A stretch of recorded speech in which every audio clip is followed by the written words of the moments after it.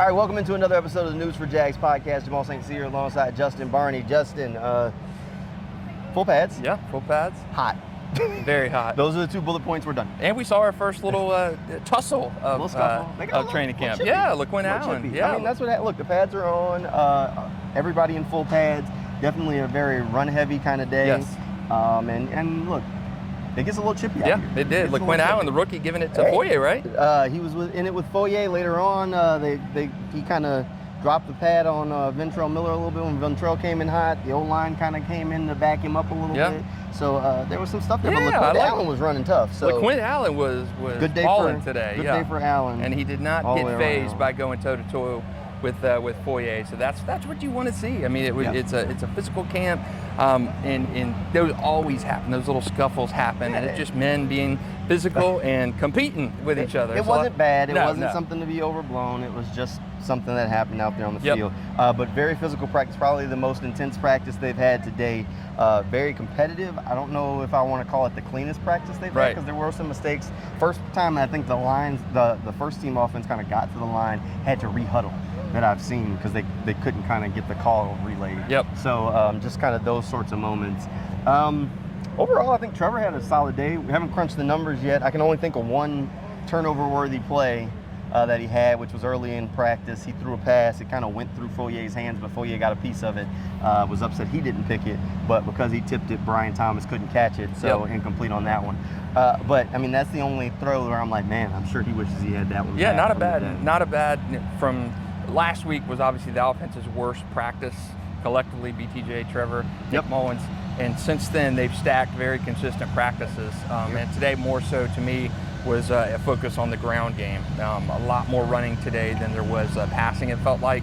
Still some good plays. I thought Trevor Lawrence had maybe the play of the day where he extended a play, flushed out of the pocket, kept it going, and let Travis Hunter and then found get open in the end zone, and he hit a beautiful pass. Travis Hunter, I think, is probably his catch of camp in traffic in that congestion.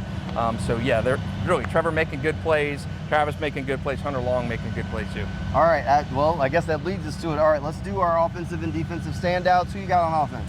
Offense, I'm going to go with Hunter Long. I think he had possibly the catch of the day. To me, we're going to say Travis Hunter's name a lot, so I'm trying to find somebody else other than Travis Hunter. So to me, it's Hunter Long. You got to have that tight end depth behind Brenton Strange. They have not had that.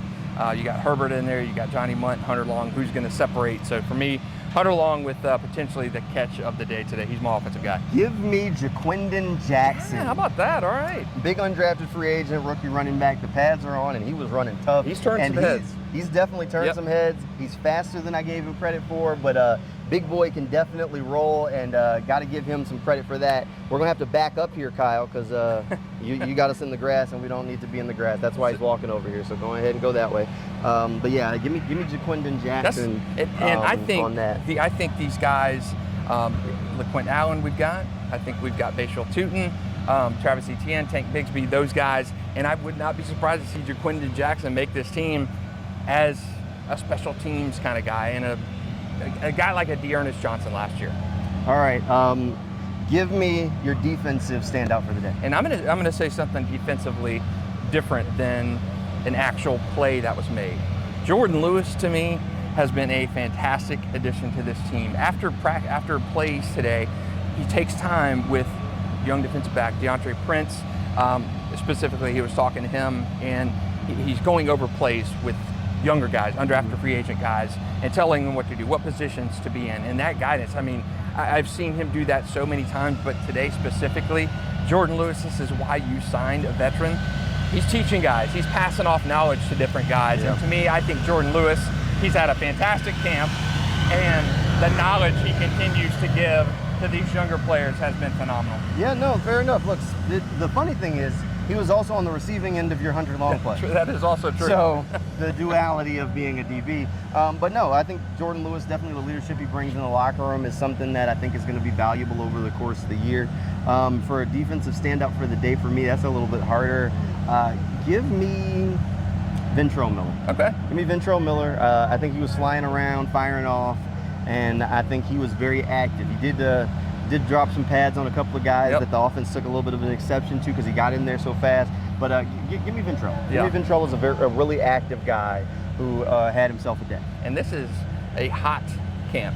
We keep talking about this. Yeah. Talked to Chandler Brayboy after camp today. He said it's a different kind of hot. The heat just comes in waves and just kind of keeps slapping you in the face. Yeah. Saw an ice bath today for Travis Etienne. Players just really got the strength and wind sucked out of them because of this heat. Yeah, the tough practice. As we mentioned Yep. at the top, probably the toughest practice so far through camp, which is good because they're Yeah, off tomorrow. good. Yes. So balance it out. And then they'll be back out on the field on Thursday, and then stadium practice on Friday. You can still get tickets for that stadium practice if you head over to Jaguars.com and track those down. We'll also have coverage from that coming up in Teal the Show, which will be afterwards.